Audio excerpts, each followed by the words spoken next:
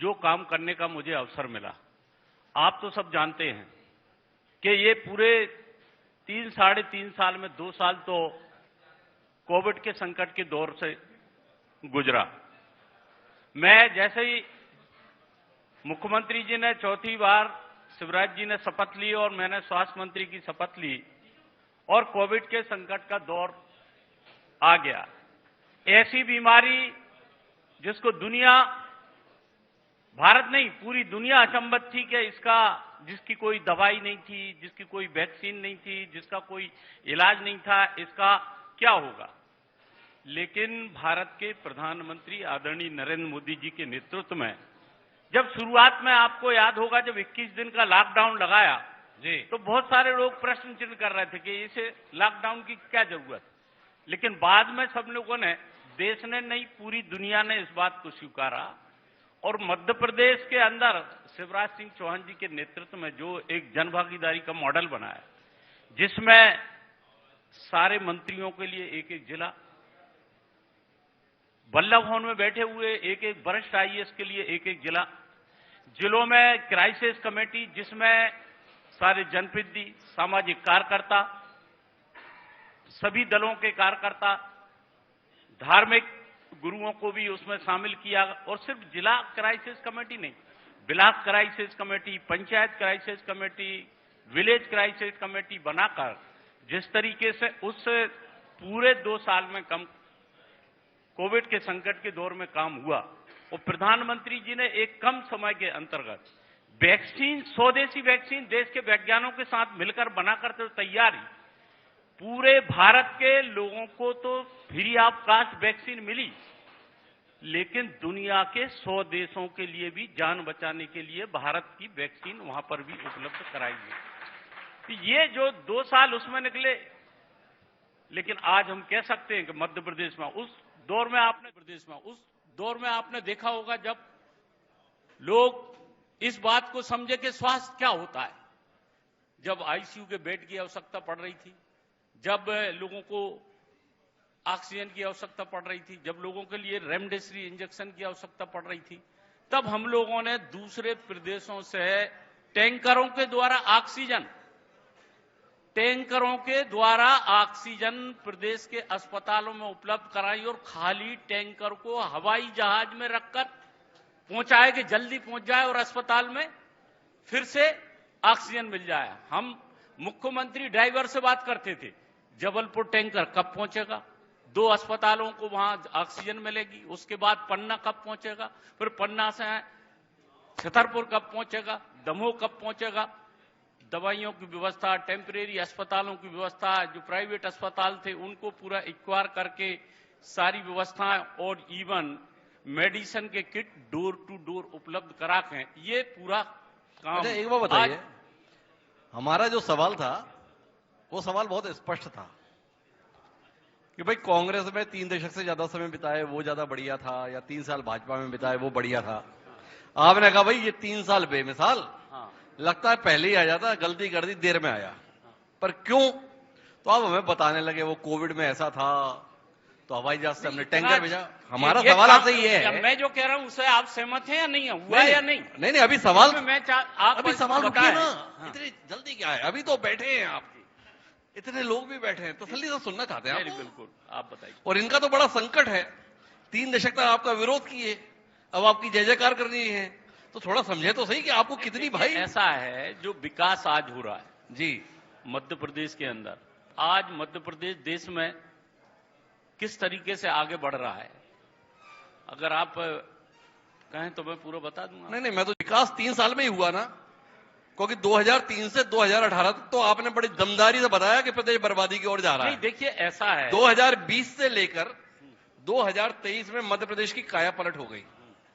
तो भाई 2003 से 2018 तक, 2003 से अभी आप सुन रहे थे हमारे पूर्व विधायक कुरवाई के जी, आप सप्रे जी बता रहे थे कि पहले 6 लाख हेक्टेयर भूमि सिंचित थी, आज 45 लाख से ज्यादा है जी भूमि आज सिंचित है। तो सिंचाई के क्षेत्र में कितना रकबा बढ़ा, और आज पहले जैसे किसान सम्मान निधि नहीं मिलती थी, नरेंद्र मोदी प्रधानमंत्री बने तो आज किसानों का सम्मान भी हो रहा। और मध्य प्रदेश इकलौता राज्य है जहां का 6,000 जहां मोदी जी देते हैं तो 6,000 मध्य प्रदेश के मुख्यमंत्री शिवराज सिंह, 12,000 रुपए किसान सम्मान निधि मिल रही है। तो मैं यही तो तो अब जो मिल रही है, जो हो रहा है, वो तो कहना पड़ेगा। नहीं तो मैं वही तो बोल रहा हूं, मानना पड़ेगा। तो आप मानते हैं ना कि ये भाजपा के तौर तरीके तभी ठीक हुए जब माननीय महाराज साहब ज्योतिरादित्य सिंधिया के साथ आप लोग भाजपा का हिस्सा बने। मैंने आपसे कहा 2003 में अभी बात हुई कि 3 में 6 लाख हेक्टेयर जमीन सिंचित थी, आज 45 लाख से ज्यादा सिंचित। आज अभी आपने देखा होगा कि अभी जनवरी माह में अभी जनवरी, थोड़ा धैर्य तो रखिए, रुक जाओ। अभी जनवरी माह में, एक मिनट चौधरी साहब, थोड़ा क्या है, आप बड़ी तेजी से आगे बढ़ जाना चाहते हैं और हम लोग क्या है अभी भी तेजी से ही आगे बढ़ना चाहते हैं। भारतीय जनता पार्टी की सरकार और मध्य प्रदेश में शिवराज सिंह चौहान जी के नेतृत्व में आज मध्य प्रदेश ही तेजी से बढ़ रहा है, तो उसी पे हम सब लोग भी। और ज्योतिरादित्य सिंधिया कहाँ रह रहे हैं?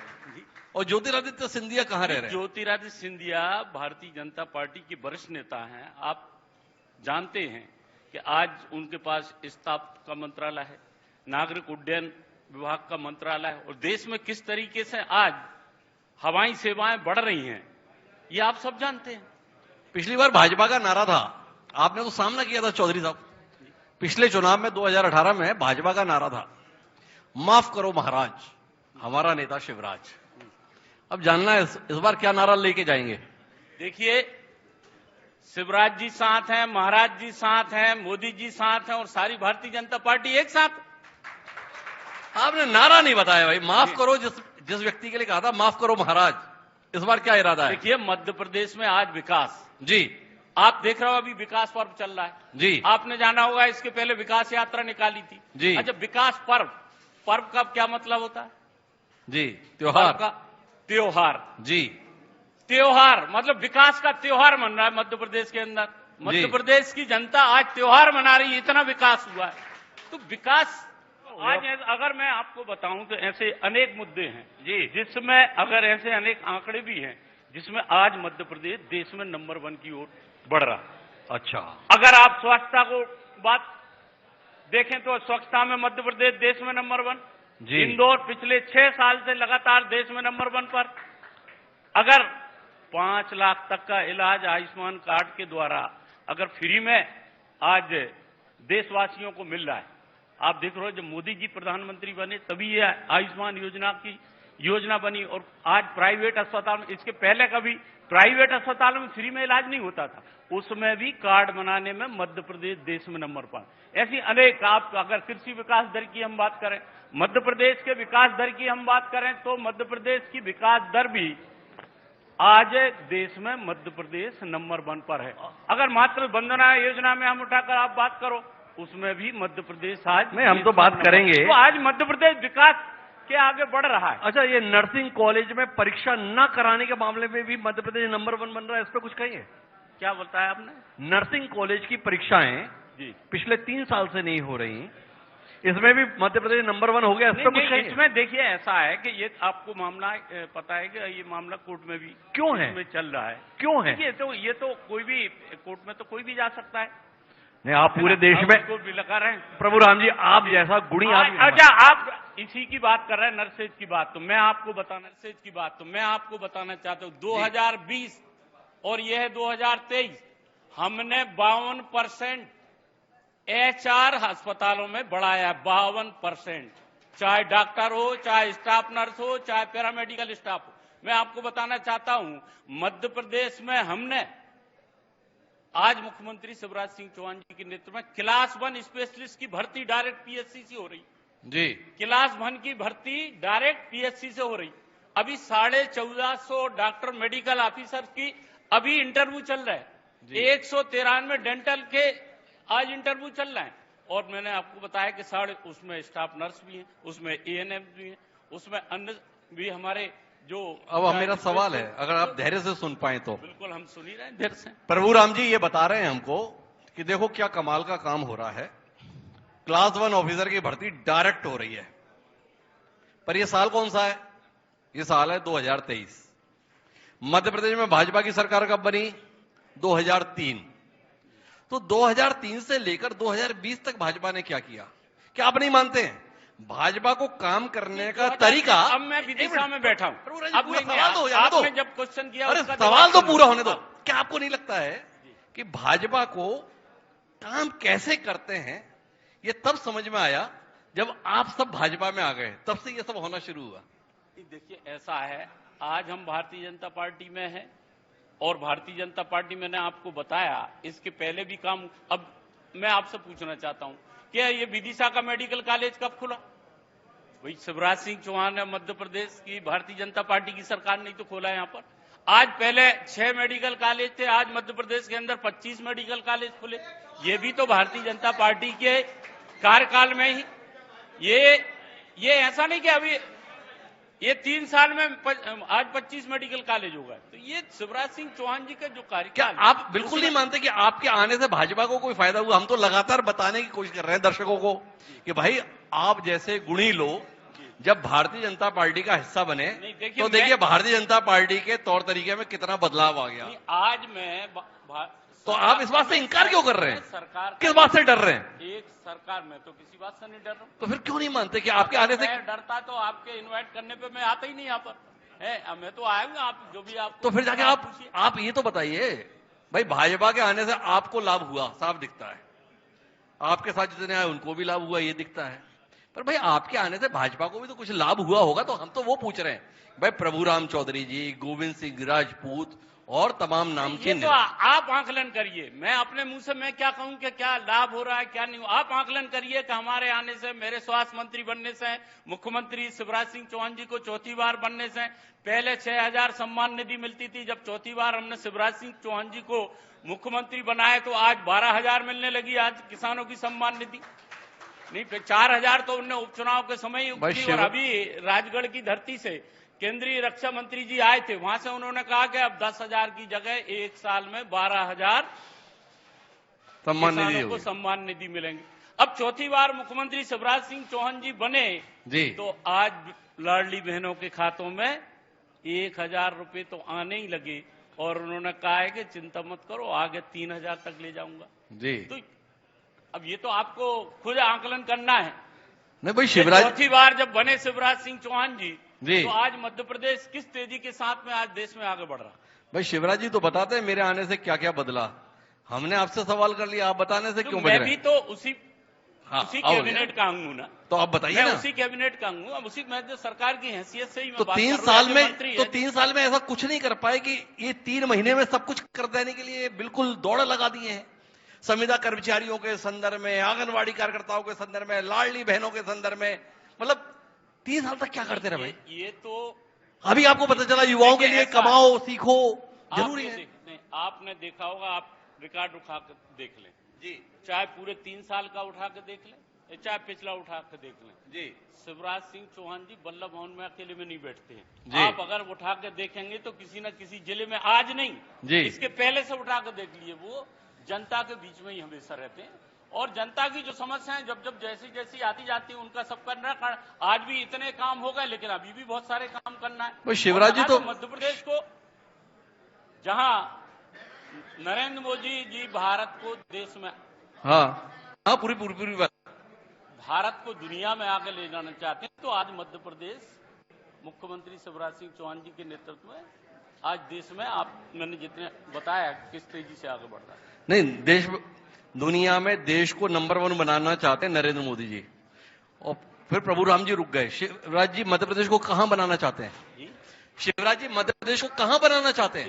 देश में मध्य प्रदेश को देश में नंबर 1 बनाना चाहते हैं। अच्छा, गुजरात को पीछा करना चाहते हैं शिवराज जी? देखिए, आप उस बात को इधर उधर मत घुमाओ।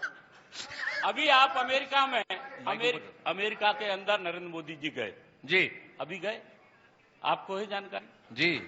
पार्लियामेंट में जब उन्होंने स्पीच दिया जी, कितने बार तालियां बजी जी।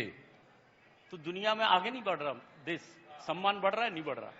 अरे आपने हमारे सवाल को तो दाएं बाएं कर दिया। हमने ये बताया कि शिवराज सिंह चौहान मध्य प्रदेश को देश में नंबर 1 बनाना चाहते हैं। हमने सीधा सीधा सवाल कर लिया, आप सीधे कहो ना कि शिवराज सिंह चौहान को चाहते हैं, यही है।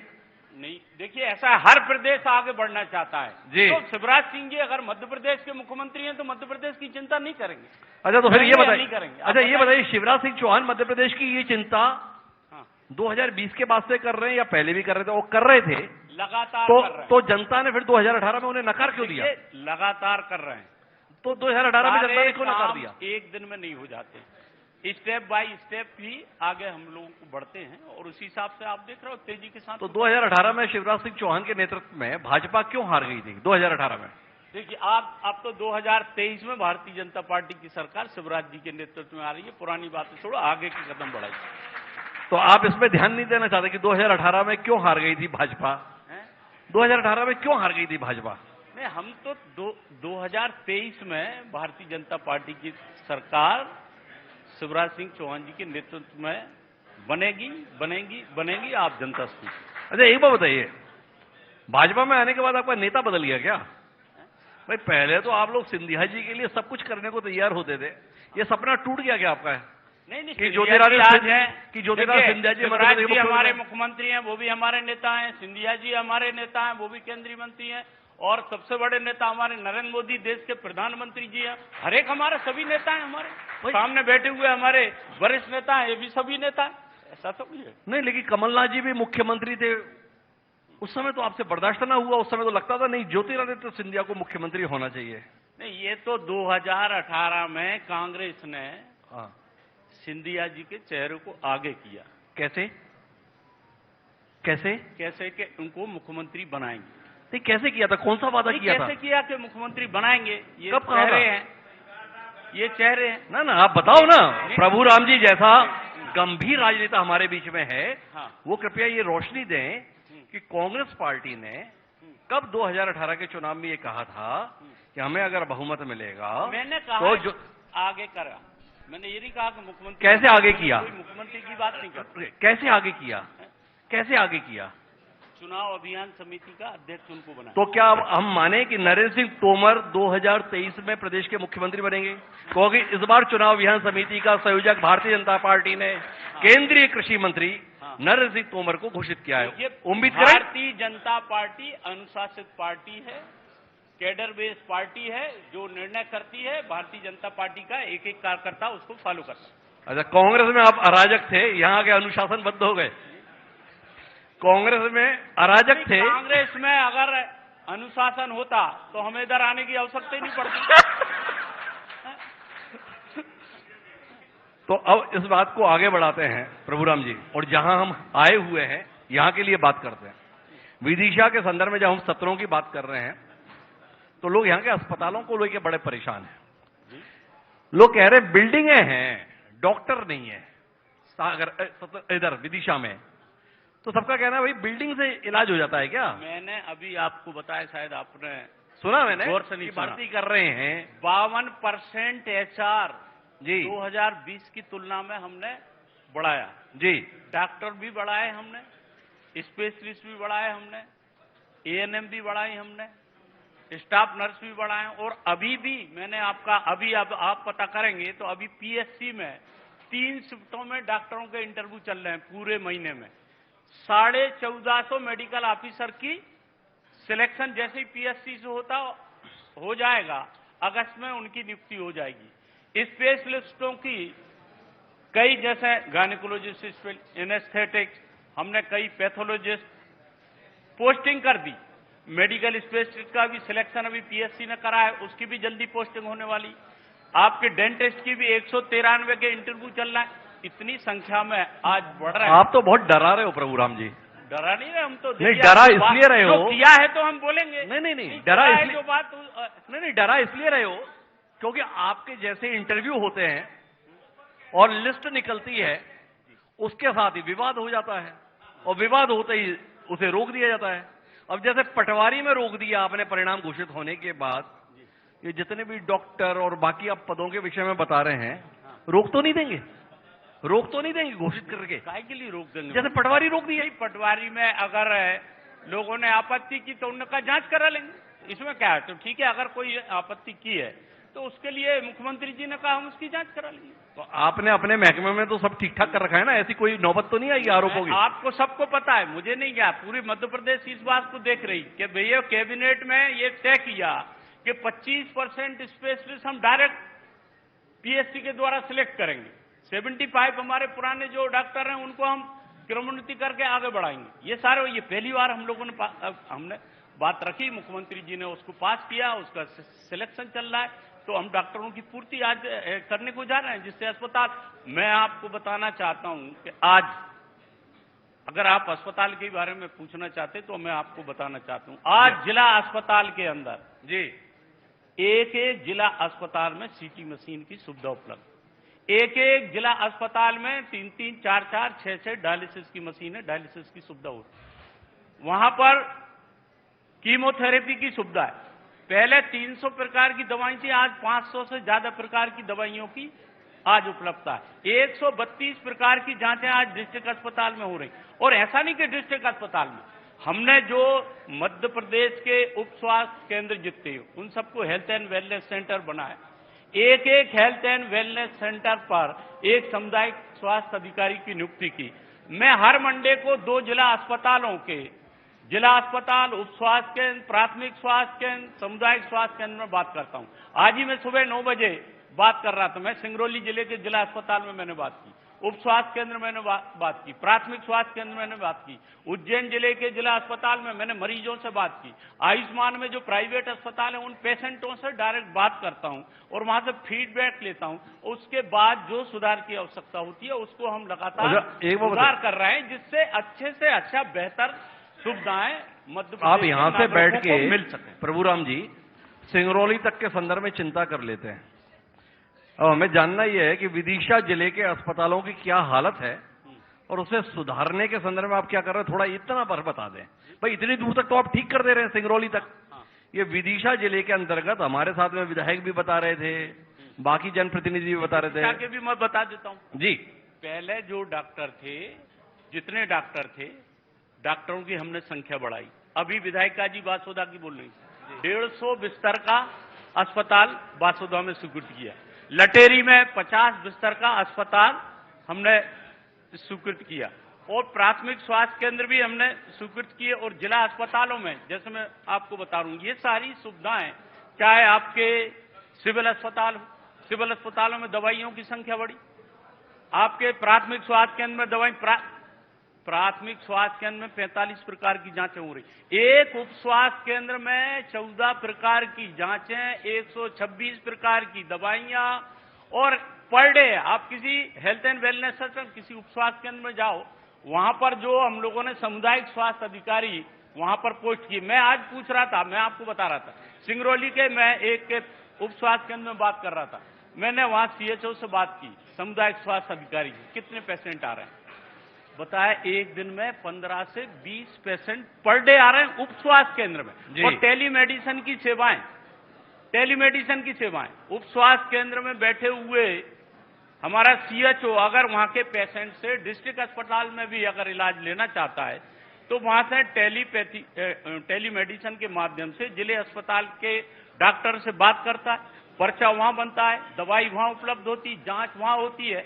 साथ साथ में एनसीडी की क्लिनिक भी हम लोगों ने कही, नॉन कम्युनिकेबल डिसीज जिसको कहते हैं, हाइपरटेंशन, डायबिटीज, कैंसर जैसी बीमारियों की प्राथमिक जांच गांव उप स्वास्थ्य केंद्र लेवल पे शुरू हुई है।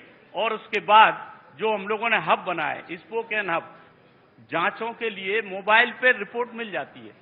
मैंने आपको बताया कि एक जिला अस्पताल में 136 प्रकार की जांचें हो रही, तो ये एक बात बताओ, आपने सब कुछ इतना अच्छा किया हुआ है तो पार्टी इतनी घबराई हुई क्यों है? नहीं घबराई क्यों, किसने कह दिया घबराई? घबराई हुई इसलिए कि पहले चुनाव होते थे, एक शिवराज सिंह चौहान होते थे, एक नरेंद्र सिंह तोमर होते थे, और बाकी प्रदेश के नेता होते थे, मिलजुल कर मैदान में जाते थे, मैदान जीत कर आ जाते थे। तो आज भी सारे मिलजुल कर, पर अब तो इतने प्रभारी जिसके बीच में प्रदेश नेतृत्व की लाचारी दिखती है। कितने प्रभारी? पहले पार्टी है, पार्टी के अंदर फिर हितानंद शर्मा संगठन मंत्री, फिर उनके ऊपर अजय जामवाल जी के ऊपर श्री प्रकाश जी, फिर मुरलीधर राव, फिर पंकजा मुंडे, इतने से भी काम नहीं मिला तो अश्विनी वैष्णव भी, भूपेंद्र यादव जी भी, इससे भी बात नहीं बनी। तो नरेंद्र सिंह, तो आपसे जानना ये है पार्टी इतना डर क्यों रही है? डर नहीं रही पार्टी। देखिए ये पार्टी इतना काम कर रही, तब तो आज विश्व की सबसे प्रथम पार्टी बनी। इतना काम कर रही, आज जितने आप एक एक पोलिंग के देख लो, 65,000 बूथों पर पन्ना प्रभारी और अर्ध पन्ना प्रभारी भी पार्टी ने बनाए। तो पार्टी जब लगी हुई है तभी तो काम कर रही है, लगातार काम करती, चुनाव में नहीं, ये कंटिन्यूस काम पार्टी में चलता रहता है। आप उठाकर देखेंगे प्रभु इसके राम पहले जी, भी और आज भी भाजपा के इतने सारे नेता बैठे हैं, ये बेचारे खुद ही भूल गए इस पार्टी के कितने प्रभारी हो गए, कितने प्रभारी प्रदेश में हो गए। ये लोग अपनी जिंदगी गुजार दी है भाजपा में। तो आपसे पूछ ये रहे हैं क्या 2018 का डर इतना है? बड़ी पार्टी है, सारे लोग मिलकर काम कर रहे हैं। आप जिस पार्टी के पास नेता ही नहीं होंगे वो क्या बनाएंगे किसी को प्रभारी? यहाँ तो पार्टी में इतने नेता हैं, सबको काम दिया हुआ है, हर एक काम कर। तो आपका कहने का मतलब ये है कि 2018 तक ये छोटी मोटी पार्टी थी, जब से 2020 में आप लोग आ गए तब से बड़ी पार्टी हो गई, क्योंकि 2018 तक तो इतने प्रभारी नहीं होते। नहीं, मैं आपसे आपको मैं बताना चाहता हूं, 2018 में मैं कांग्रेस से लड़ा, मैं 10,000 से जीता जी। अब जब मैं बड़ी पार्टी में आया, जब उपचुनाव लड़ा तो 64,000 मतों से जीता जी। तो कुल मिलाकर आपके आने से ये पार्टी बहुत बड़ी हो गई। नहीं, मैंने नहीं कहा कि मेरे आने से बड़ी हो गई, मैंने कहा कि पार्टी।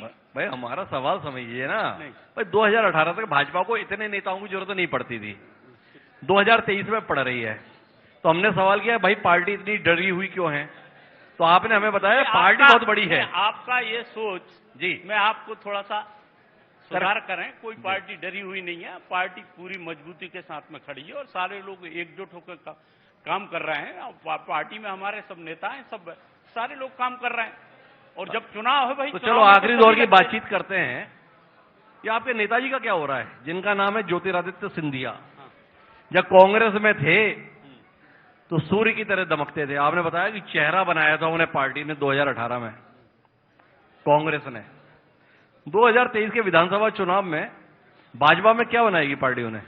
नहीं, ज्योतिरादित्य सिंधिया पहले भी दमकते थे तो आज भी हैं। आज आप देख रहे हो मोदी कैबिनेट में 2 बड़े मंत्रालय का कार्यभार वो संभाल रहे हैं आज की तारीख में। अरे प्रभु राम जी, हमने प्रदेश के विधानसभा चुनाव को लेकर सवाल किया कि भाई ज्योतिरादित्य सिंधिया का क्या कर रही है भाजपा? कोई उत्तर नहीं है आपके पास। पार्टी एकजुट है, सभी नेता एक हैं, जिसकी जहां आवश्यकता होती है पार्टी उसका वहां उपयोग करती है। क्या आपको नहीं लगता है कि ज्योतिरादित्य सिंधिया को मध्य प्रदेश में अगर भूमिका दी जाए तो पार्टी को लाभ होगा? नहीं, मैंने आपसे पहले कहा, ये अनुशासित पार्टी है, कैडर बेस्ड पार्टी है, जो निर्णय लेती है एक एक कार्यकर्ता उसको फॉलो करता है। तो कांग्रेस और भाजपा के इस अंतर को किस दृष्टि से देखते हैं आप? कांग्रेस और भाजपा के इस अंतर को किस दृष्टि से देखते हैं आप? घुटन नहीं होती?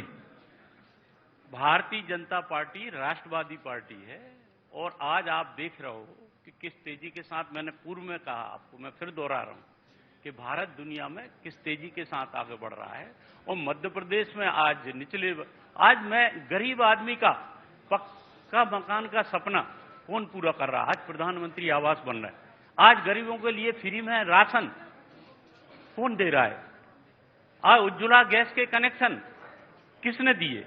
आज प्राइवेट अस्पतालों में फ्री में इलाज किसने दिए? आपको नहीं लगता कि ये सब भारतीय जनता पार्टी नरेंद्र मोदी और प्रभु राम जी, सवाल तो यही है ना, आज हो रहा 10 साल से इनकी सरकार है, फिर भी इतने गरीब बने हुए हैं लोग कि आज भी मुफ्त के राशन पे जी रहे हैं, मुफ्त के इलाज पे जी रहे हैं, आपकी दया पर जी रहे हैं। आपने शायद पहले भी आंकड़े आपको शायद याद होंगे जी कि पहले प्रति व्यक्ति आय कितनी हुआ करती थी?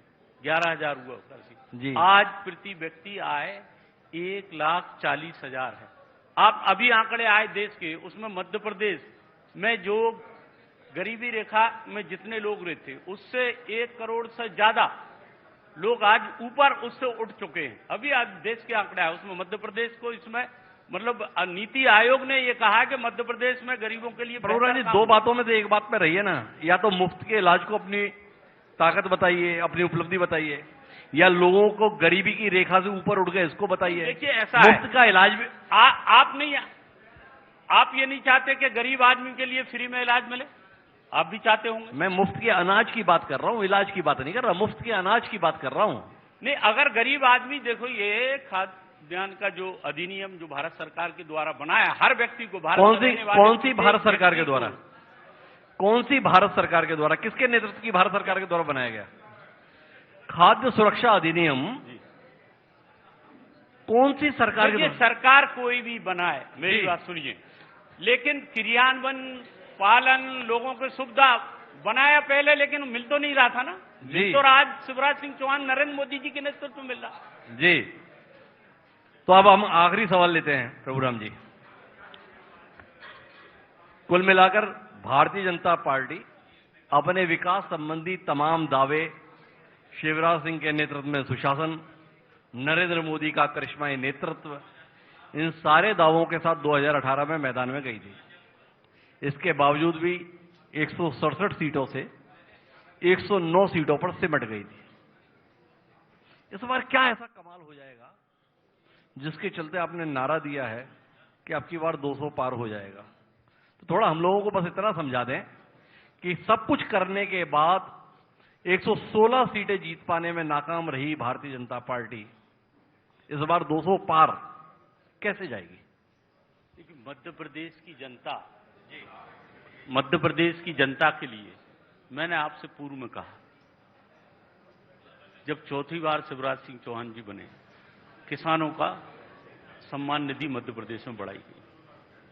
अभी आयुष्मान के कार्ड हम लोगों ने देश में नंबर 1 पर बनाए। एक दिन के अंदर पेशेंटों का फ्री में कितना इलाज आज हो रहा है। मैंने आज बात की, मैं सिंगरौली के एक अस्पताल में बात कर रहा था। मैंने पूछा, जो व्यक्ति वहां पर एडमिट था, कोई पैसा तो नहीं लग रहा? बोले एक भी पैसा नहीं। मैंने कहा कोई दिक्कत तो नहीं है? बोले कोई दिक्कत। मैंने कहा मैं स्वास्थ्य मंत्री बोल रहा हूं, आयुष्मान कार्ड के इलाज से आपको, बोले मैं धन्यवाद देता हूं नरेंद्र मोदी जी को और मुख्यमंत्री जी को कि ये आयुष्मान कार्ड की योजना बनाई, तो आज मेरा इलाज यहां पर फ्री में हो रहा है। तो नागरिकों में एक प्रसन्नता है, खुशी का एक वातावरण है। योजनाएं जो जितनी बनाई जा रही हैं, आज मध्य प्रदेश में देखिए लाडली बहना, मुख्यमंत्री लाडली बहना योजना बनाई जी। आज बहनों, एक सिंगल क्लक में 1,25,00,000 बहनों को इतने कम समय में उनके अकाउंट में सीधा पैसा जा रहा है। अब बहनें देख प्रसन्न है, वोट कंफर्म हो गया, वोट कंफर्म हो गया। नहीं, सब बहनें चाह रही हैं। युवाओं के लिए अभी सीखो कमाओ योजना बनाई। अब 12वीं पास जो बच्चा है, वो 800 प्रकार के काम पोर्टल पर डले हुए हैं कि अगर कोई भी काम सीखें, सीखो भी और कमाओ भी। 12वीं पास है उसको 8,000, ITI पास है उसको 8,500, अगर ग्रेजुएट है 10,000। हर महीने उनको सरकार पैसा देगी शिवराज सिंह चौहान जी की, और एक साल में काम सीख जाएंगे, अपने आप परमानेंट नौकरी लग जाएगी। और 1 साल के अंदर 1 लाख सरकारी नौकरियां अभी शिवराज जी के नेतृत्व में आज दी जा रही। तो अब युवा भी प्रसन्न है, बहनें भी प्रसन्न है, किसान भी प्रसन्न है, हर वर्ग आज भारतीय जनता पार्टी से प्रसन्न है। और 200 पार, तो अब की बार 200 पार, क्योंकि हर वर्ग प्रसन्न है, ये प्रभुराम चौधरी जी का कहना है। अब हमारा समय है दर्शकों के साथ संवाद का।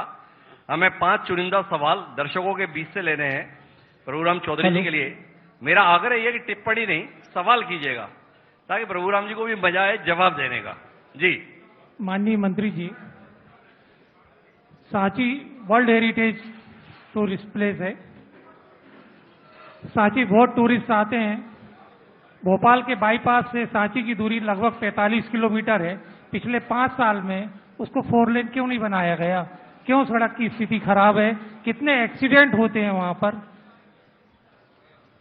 जी प्रभुराम जी, आप उसका उत्तर देंगे। सांची जी वाया रायसेन जी 146 नंबर हाईवे जी डायरेक्ट तो बना हुआ है, लेकिन जो आपने कहा है कि यहां से सीधा सलामतपुर होते हुए भी हो, उसकी भी स्वीकृति हो गई है, वो भी आगे बन जाएगा। नहीं, अब तक क्यों नहीं बन पाया इसका तो कुछ कहेगी ना। नहीं, मैंने आपको बताया, ये भी तो बनाया ना अभी। भाई देखो, जो बना दिया ना उससे खुश रहो, जो नहीं बनाया उसके साथ बोल दिया बना देंगे, यही है ना। डायरेक्ट वाया रायसेन जी, अब रायसेन में मैं भी तो रहता हूँ, बोले हमसे मिलके जाया करो। हमारा इसलिए नहीं बनाया। सांची रायसेन के अंदर ही आता है। देखिए सवाल सांची विधानसभा क्षेत्र में रायसेन आता है। भाई वो मैंने कहा भाई उन्होंने बता दिया कि स्वीकृति हो गई है। भाई उन्होंने बता दिया, भी स्वीकृति हो गई, उन्होंने बता दिया बनेगा। रायसेन में मैं रहता हूँ, थोड़ा मुझसे मिलके जाया करो, अच्छा लगता है आप लोगों से मिलना, इसलिए प्रभुराम जी ने कह दिया। मंत्री जी का आमंत्रण को स्वीकारिएगा। रायसेन भी जिला। माननीय मंत्री जी से एक प्रश्न था मेरा जी, कि आपने सरकार ने विदिशा में मेडिकल कॉलेज बनाया और सरकारी अस्पताल भी बहुत अच्छा बनाया, बेहतरीन बनाया, लेकिन प्राइवेट लैब से और प्राइवेट हॉस्पिटलों से जनता को बिल्कुल मुक्ति नहीं मिल रही, क्योंकि ना तो एंजियोग्राफी की सुविधा है, ना सीटी स्कैन की सुविधा है, ना अन्य ईईजी वगैरह किसी ऐसी सुविधा नहीं है हमारे पास। और तो और डायलिसिस जो होता है, डायलिसिस भी जो है वो क्या बोलते हैं, प्राइवेट संस्थाओं ने इकट्ठा करके उसका पैसा जमा करके डायलिसिस की मशीनें लगवाई हैं, व्यापार महासंघ वगैरह ने। अब मुझे समझ में नहीं आता कि बड़ी बड़ी लैब से 5-5, 10-10 हजार रुपए की एक बार में जांचें करवानी पड़ती हैं, इन जांचों से कैसे मुक्ति मिले, बड़े बड़े हॉस्पिटल होने के बावजूद भी। इनका सीधा सवाल यह है, मेडिकल कॉलेज तो हो गया, पर ऐसा कैसा मेडिकल कॉलेज है जहाँ एंजियोग्राफी की सुविधा नहीं, सीटी स्कैन की सुविधा नहीं, डायलिसिस के लिए भी दूसरों के भरोसे, तो कुल बिल्डिंग बनी, क्या इसके अलावा भी कुछ हुआ? मैं आपको बताना चाहता हूं, सीटी मशीन हमने जी मध्य प्रदेश के प्रत्येक जिला अस्पताल के लिए स्वीकृत कर दी है। जी, प्रत्येक जिला अस्पताल के लिए जांचों की जो आप बात कर रहे हैं, जिला अस्पताल में 132 प्रकार की जांचें, डिस्ट्रिक्ट अस्पताल के अंदर 65 प्रकार की जांचें, सिविल अस्पताल के अंदर 45 प्रकार की जांचें, प्राथमिक स्वास्थ्य केंद्र के अंदर 12 प्रकार की जांचें उप स्वास्थ्य केंद्र के अंदर होती हैं, और उसकी रिपोर्ट भी मोबाइल पर दी जाती है।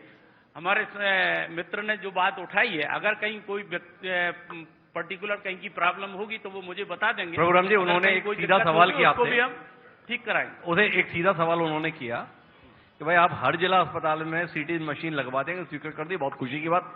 आप बोलेंगे हम आग्रह कर ले भैया सब ताली बजा दो मुख्यमंत्री माननीय मंत्री जी के लिए, लेकिन सवाल अभी इतना था, भाई हर जिले में आप सीटी स्कैन मशीन लगा दे रहे हो, ये मुख्यमंत्री का इलाका है भाई, शिवराज सिंह चौहान यहाँ के सांसद रहे हैं, ठीक है ना,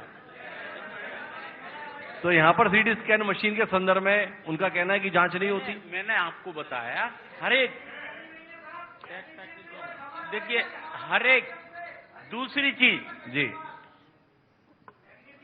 टेक्नीशियन की ये बात कर रहे हैं, इसका पूरा हब बनाया हुआ है, वहां सीटी मशीन होती है, उसकी पूरी रिपोर्टिंग होती उसमें होती है, उसकी आपको इतना बताओ, और उसमें कोई सीधा उत्तर ही है। प्रभुराम जी बताएं कि अगले एक हफ्ते में, अगले महीने में, अगले साल में, अगली बार सरकार बनने पे कब आप ये गारंटी यहां के सदन को दे रहे हैं कि विदिशा के मेडिकल कॉलेज में जो भी सीटी स्कैन कराना चाहेगा उसका सीटी स्कैन हो जाएगा? बस इतना सा सवाल है, जनता की भावना है। नहीं देखिए, ऐसा है, मैं आपको बताऊं, मेरे पास हेल्थ सर्विसेज हैं, स्वास्थ्य मंत्रालय, मेडिकल कॉलेज के हमारे चिकित्सा शिक्षा मंत्री हैं, वहां पर भी टेंडर उसमें लगाए गए हैं। वो एक प्रक्रिया होती है, उसके भी मेडिकल कॉलेजों में भी सभी जगहों पर टेंडर लगे हुए। और अब तो हम, ये तो सीटी मशीन की बात हुई, डायलिसिस की बात हुई, कीमोथेरेपी की बात हुई, मन कक्ष की बात हुई, जांचों की बात हुई, अब तो धीरे धीरे अभी हमने तय किया है कि संभागीय जितने जिला हैं वहां पर हम एमआरआई भी लगाएंगे, और उसके बाद और भी बढ़ाएंगे। मैंने आपको बताया लगातार पूरा प्रदेश आपके उप स्वास्थ्य केंद्र में, मैंने आपको बताया 10,000 से ज्यादा health and wellness centre, Prabhuram ji वहां पर भी जांचें हो रही हैं। प्रभुराम जी, पूरा प्रदेश कार्यक्रम देख रहा है। मुख्यमंत्री के अपने क्षेत्र में सीटी स्कैन को लेकर आपसे सवाल है, आपका विश्वास सारंग पे इतना भी विश्वास नहीं कि आप कह सको कि भाई नहीं, अगले हफ्ते मैंने करा कहा दूंगा। कि मेडिकल कॉलेज में भी टेंडर लगे हुए जी। उसमें भी मैंने, और उसमें सब जगहों पर जितने मेडिकल कॉलेज है वो पहली सीटी मशीन उपलब्ध कराई जा रही है, सब जगह पर उपलब्ध कराई जा चलिए रही है। अगला सवाल।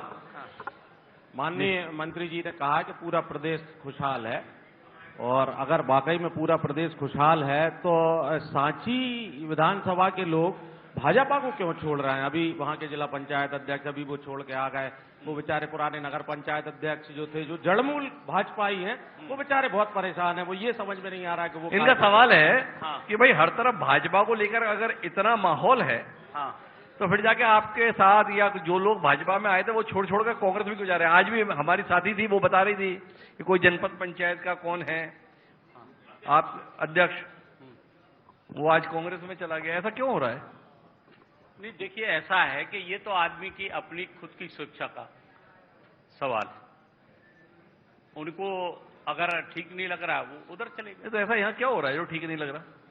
ऐसा यहाँ क्या हो रहा है जो ठीक नहीं लग रहा? नहीं, यहाँ ऐसा कुछ भी नहीं हुआ है। अब देखो, उसमें कुछ लोग उनके पीछे, आप अगर जानकारी खुद लेंगे, अरे हम तो आपसे ही लेंगे। कभी आपने सुना होगा, उन्होंने जब ज्वाइन करी उनसे कहा बोलिए, बेचारी जनपद अध्यक्ष तो कुछ बोल ही नहीं पाई। दो लोग आप में इधर उधर खड़े हुए थे और बोल रहे कि आप ये बोलिए, आप ये बोलिए। आप भी कहाँ बोल रहे हैं? आपके भी संवाददाता हैं, उनसे भी आप जानकारी ले लेंगे तो आपको पूरी जानकारी। उन्होंने भी बोलने से मना कर दिया, यहाँ पे आपने भी बोलने से मना कर दिया। आपने भी कह दिया आप जानकारी उनसे ले लेना। आप तो बताओ क्यों छोड़ दिए? ये आप उनसे पूछिए ना, छोड़ने वाले आदमी से पूछिए क्या। और जो आपको छोड़ गया उससे ना पूछे?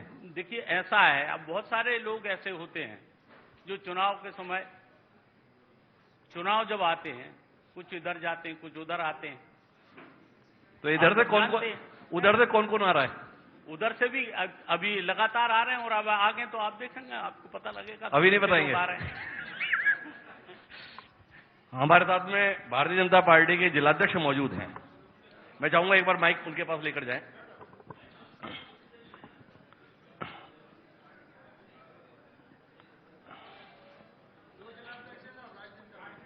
हाँ हाँ, कोई बात नहीं, हमारे पास कौन से समय की कमी है। तो आपसे जानना ही है बंधुवर, प्रभुराम जी भी आ गए, सिंधिया रियासत का हिस्सा रहा है विदिशा, वो भी आ गया, पूरा सिंधिया खानदान भी। विदिशा से साख चली गई थी पिछले चुनाव में कि विदिशा शहर हार गए थे। तो जिलाध्यक्ष जी आपसे जानना चाहते हैं, खोई हुई साख कैसे बचाएंगे आप? इस बार आप विश्वास करिए, विदिशा जिले में 5 सीटें भारतीय जनता पार्टी के आने वाली हैं, और माननीय शिवराज जी का चेहरा और माननीय शिवराज जी के द्वारा किए गए विकास कार्य और भारतीय जनता पार्टी के संगठन की संरचना के कारण जो हमने तय किया 51% बूथ, हमारे जो बूथ है उस पर 51% हम वोट लाएंगे, और मध्य प्रदेश में क्या विदिशा जिले की 5 सीटें इस बार जीत के दिखाएंगे। देखो सर, आपने फिल्मी स्टाइल में डायलॉग तो दे दिया, पर हमारा सवाल अभी खत्म नहीं हुआ। पूछिए 2018 में क्या गलती की थी जो इस बार सुधार लेंगे? 2018 में मैं किसी की बात, मैं अपनी कहता हूं कि हम अपनी बात ठीक तरीके से पहुंचा नहीं पाए, और जहां की भोली भाली जनता झूठे नारों के बहकावे में आ गई, इसलिए हम विदिशा हार गए थे। इस बार वो जनता भी समझ गई, जिन लोगों ने झूठी बातें की थी, झूठे वादे, उनने देखा जहां तो शून्य सपाट है, फिर भारतीय जनता पार्टी के पास आए, और फिर विदिशा जिले की जनता माननीय शिवराज जी के नेतृत्व में अपना विश्वास दिखाएगी, और विदिशा जिले की 5 हम पिछली बार से ज्यादा बहुमत से जीतेंगे। और भारतीय जनता पार्टी जनता का विश्वास जीतने के लिए किस पे विश्वास जताएगी? शिवराज जी हमारे नेता हैं, शिवराज सिंह चौहान। अरे मैंने विदिशा के उम्मीदवार के संदर्भ में जानना चाहता कमल का फूल, कमल का फूल, हमारा कमल का फूल। धन्यवाद आपका। एक हमारे साथी पीछे से हैं, ये आखिरी सवाल है इस कार्यक्रम का, हम इसी के साथ इस कार्यक्रम को समाप्त करेंगे। सिर्फ सवाल करना है कि जवाब भी दे सकते हैं? आपको तो सवाल करना है, जवाब देने के लिए माननीय मंत्री जी हैं भाई, इतनी दूर से बुलाए गए। हेलो, ये काम नहीं कर रहा है। कोई बात नहीं। हेलो भाई, भाजपा में इतना साहस हो गया कि भाजपा के मंत्री से भाजपा के खुले मैदान में सवाल कर ले रहा है, ये छोटी बात है क्या? मैं सवाल नहीं करूंगा, मैं ये भैया माइक तो ठीक कर। हेलो, मैं आपके सवाल का जवाब देना चाहता हूं, जो आपने अभी सवाल किया था कि 2023 में ऐसा क्या किया कि जो जनता विश्वास करेगी। 2018 भाई आपका काम माफ कीजिएगा, जवाब देने के लिए क्या प्रभुराम चौधरी जी पे भरोसा नहीं आपको कि आपको लगा कि मुझे जवाब देना है? आप विदिशा की बात कर रहे हैं ना, आप विदिशा की बात कर रहे हैं, इसलिए मैंने बात रखी है। किसका विश्वास है आपका? अपने जिलाध्यक्ष पे, मुकेश जी पे, प्रभुराम जी पे, जो आपको लगा इनमें से किसी के बस की नहीं है, आपके बस की है जवाब देना? नहीं,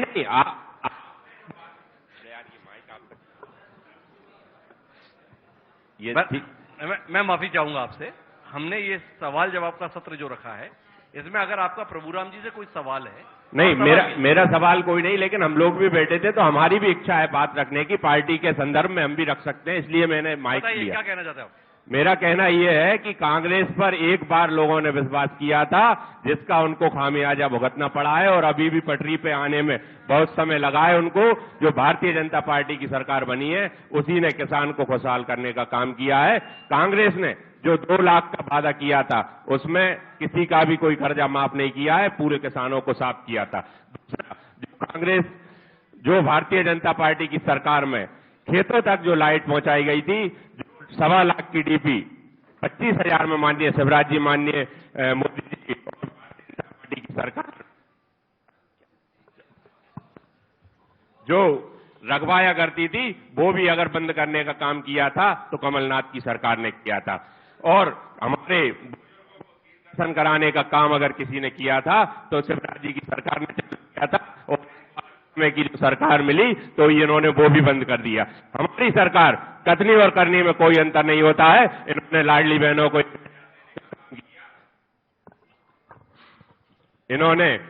बहनों को अगर 1,000 देने का वादा किया था तो वो करके बताया। बुजुर्गों को हेलीकॉप्टर से तीर्थ यात्रा कराने का काम अगर इन्होंने घोषणा की थी तो करके दिखाइए। अब इन पे कोई भी जनता विश्वास करने वाली नहीं है, और 2023 में हम पूर्ण बहुमत से सरकार बनाएंगे, विदिशा की 5 सीटें जीत के दिखाएंगे।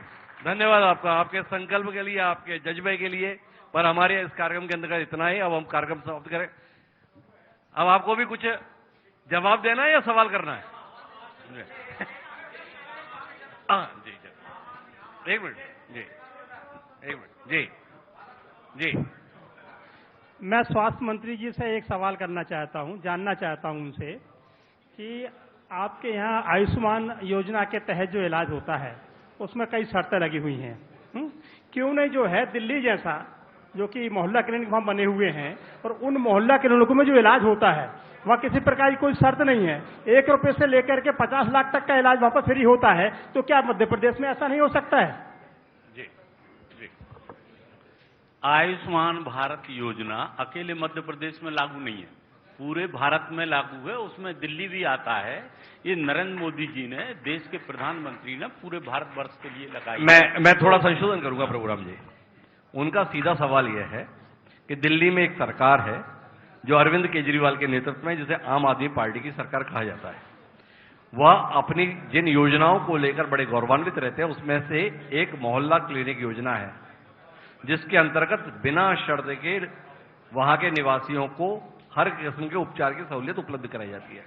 उनका सीधा सवाल यह है कि क्या मध्य प्रदेश सरकार या मध्य प्रदेश की शिवराज सरकार बिना शर्त के यहाँ के नागरिकों को, यहाँ के निवासियों को वैसी ही इलाज की सुविधा उपलब्ध करा सकती है?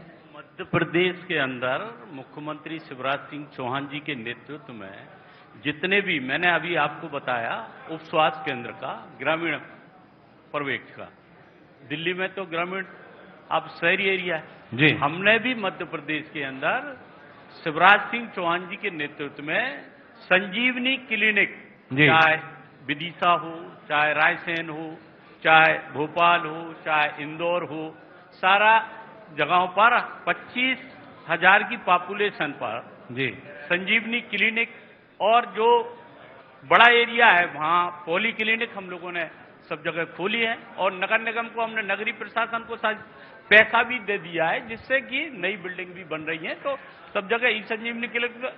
तो कुल मिलाकर आप बात को समझे साहब, अगर आपको दिल्ली का मॉडल मध्य प्रदेश में बनाना है तो अपनी पार्टी की ताकत बढ़ाइए और उसके बाद यहां पे करके दिखाइए। उनसे जो हो सकता है वो उन्होंने बता दिया, हमसे इतना ही हो सकता है। तो कुल मिलाकर हमारे साथ ये संवाद था प्रभुराम चौधरी जी के साथ में, जिन्होंने अपने विभाग के संदर्भ में, अपनी पूर्व पार्टी के संदर्भ में, अपनी वर्तमान पार्टी के संदर्भ में, पूर्ववर्ती सरकार के संदर्भ में, नई सरकार के संदर्भ में तमाम सवालों के जवाब दिए हैं। हम चाहेंगे कि अब इस कार्यक्रम को हम यहीं पे विराम देंगे। आपका बहुत बहुत धन्यवाद प्रभुराम जी हमारे साथ जुड़ने के लिए, और आप सबका भी बहुत बहुत धन्यवाद इस कार्यक्रम का हिस्सा बनने के लिए। और बहुत बहुत शुक्रिया आप सभी का।